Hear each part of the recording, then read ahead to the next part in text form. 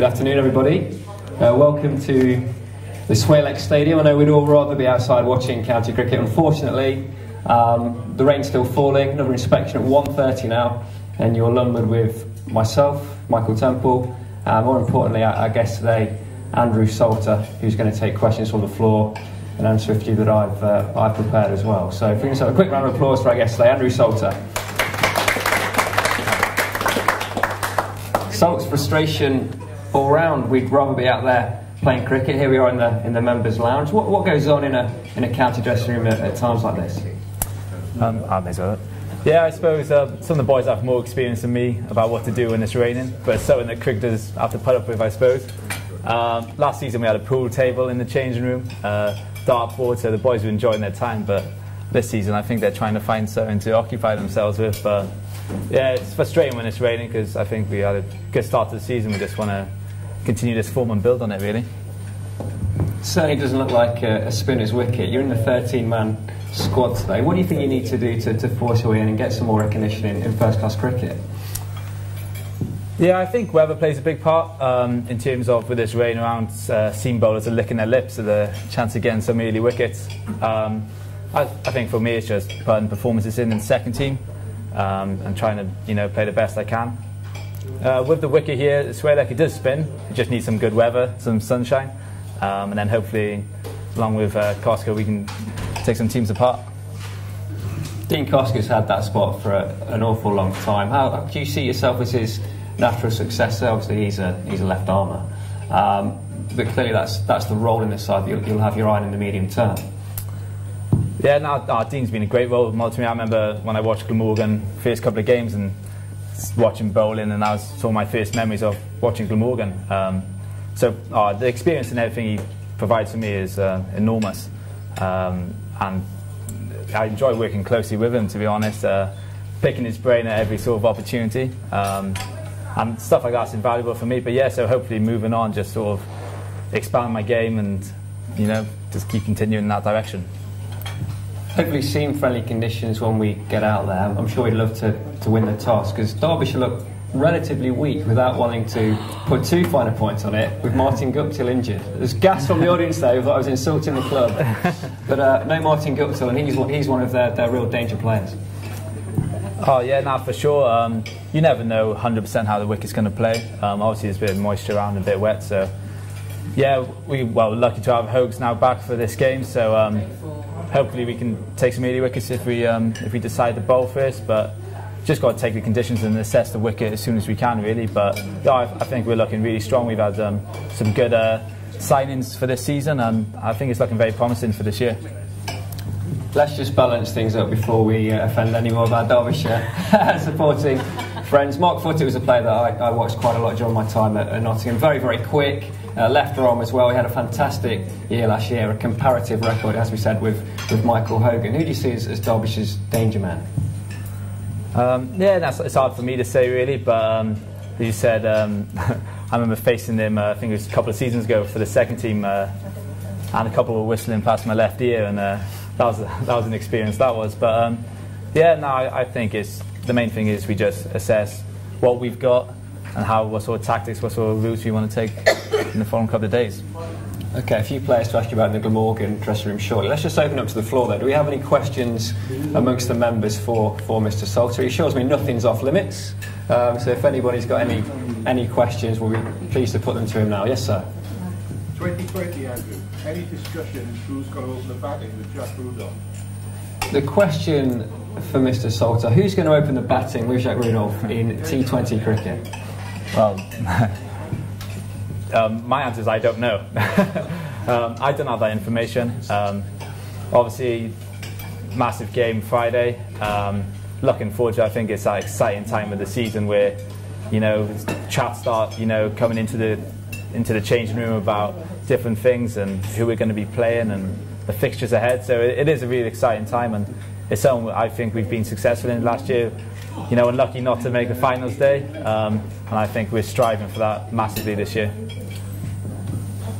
Any more questions from the floor for Andrew? How good are your covers Bearing in mind whether we're going to get any play or not.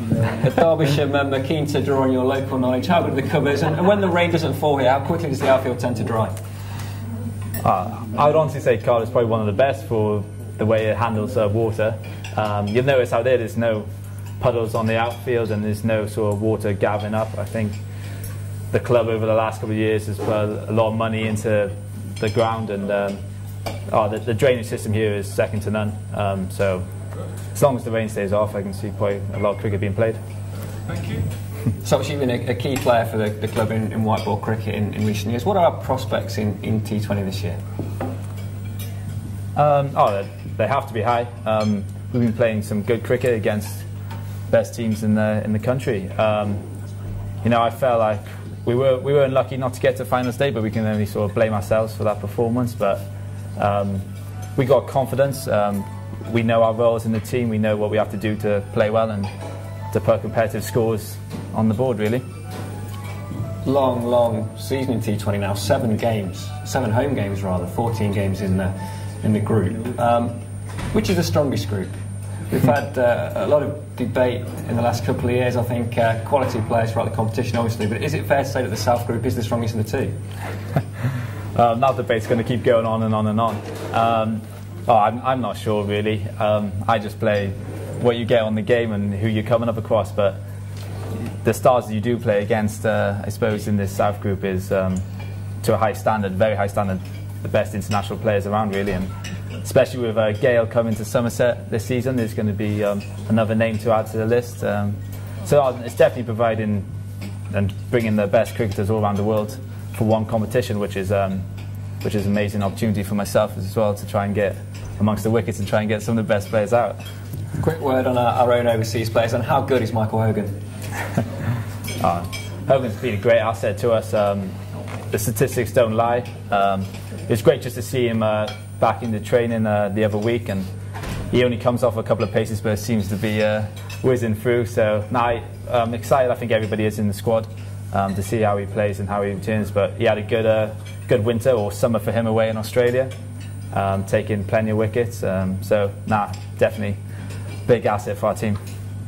Jacques Rudolph, another class act. We've seen his prowess already this season. What's his leadership style, and how much have you learned from being in a dressing room with a player of that ilk? It's hard to really put into words what Jakesy brings to the team. First of all, his experience and what he's achieved in cricket is amazing, and I think you just latch onto every word he says. He has some great ideas about the game and different tactics and ways to go about things. So again, it's exciting. There's new players in the team, there's new direction, there's new thoughts. So for this season, I feel excited as a player about what's going to come around the corner, really. We'll throw things over to the floor once more before we ask about your own deliveries and personal development. Any more questions for Andrew Salter, be it about T20, Championship cricket, or what's nothing at all? What's like as a mentor to you, Andrew? What's Robert Croft like as a mentor?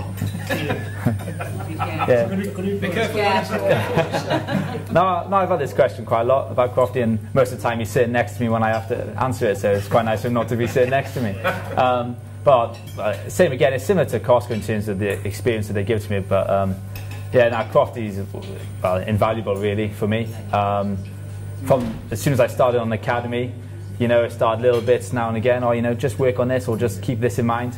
And now sort of moving on and on and on, gets a bit more intense, a bit more in detail, but he's brilliant. He knows what it takes to be a successful spin bowler, and it's just a case on executing and practicing to put it into place, really. But I can speak highly of Crofty. It's not just spin bowling. He has a great knowledge of the game as a whole. You see him talking to every player in the changing room, giving them little bits, how can you put it here and there. So it's not just spin bowl for me, which he is excellent at, but just to the whole team, he's a great asset. What are your stock deliveries then? What will go through your mind when you're planning an over in T20 cricket in particular, I think, and what new deliveries you might be working on right now? I can't bowl a doosra. I can't spin it the other way, no matter how hard I try. I'm not going to give all my tactics away, but I think 2020 you just got to mix it up. Batsmen these days are innovating different shots. They can hit it over their head, behind their ear, etc. So it's a case of me just being that, one step ahead. What are they looking to do? How are they setting up in their position? And for me, it's just setting the field accordingly. If I know where they're looking to hit it, probably in row Z or whatever, it's knowing where I look to bowl, what's going to be hardest for them to hit that, and etc. really. So there's no specific one. Bowling wise, it's just mix of pace, different angles on the crease, little things which but make a big difference. Well, look, thank you very much to the Derbyshire members for beginning with the time of day. Thank you to all the Glamorgan members as well. And we hope to have a series of these Q&As at Championship matches just to bring the players and the members a little bit closer together. So look, thank you very much for your time. And I'm sure you'll all join me in thanking Andrew Salter.